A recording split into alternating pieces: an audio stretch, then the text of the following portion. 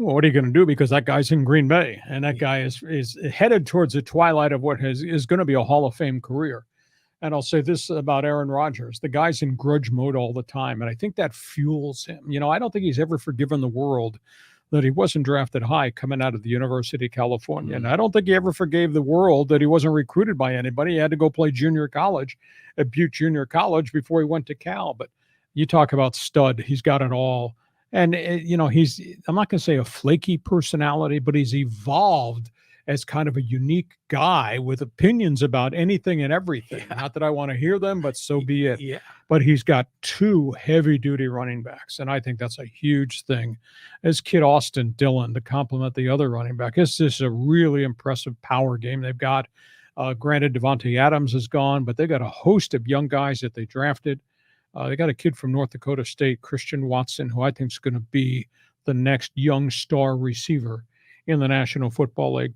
And the thing that's lost in all the equation, everybody talks about Matt LaFleur, X's and O's, relationship. Their record over the last 3 years is absolutely spectacular. 39 wins. I think it's, yeah. And I think the other factor is nobody pays attention to what they're doing defensively.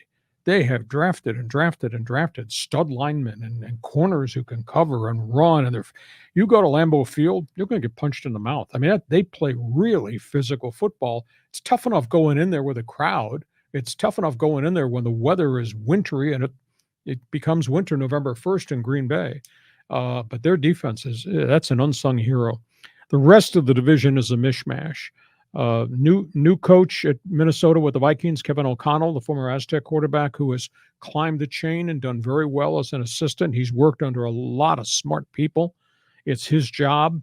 He inherits Kirk Cousins, who's highly paid and just has never won anything over the course of his career. He's got Dalvin Cook, a heavy-duty running back, although they're saying we're going to throw the football more than we're going to run the football. I don't think Dalvin Cook could be real happy about that. Had a lot of injuries at wide receiver. They've gone through a series of transitions in the offensive line. I think defensively they're pretty good.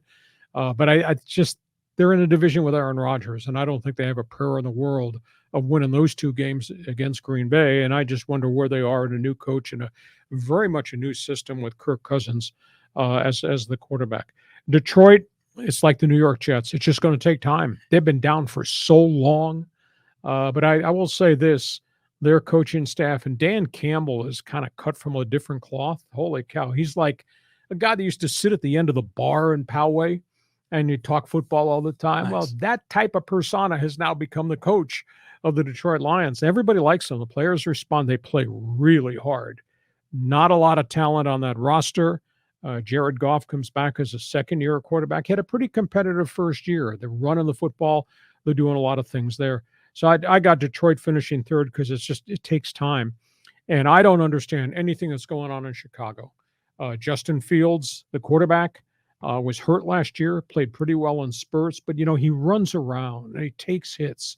And in this league, scrambling quarterbacks who want to run the football get hurt. And he got hurt last year.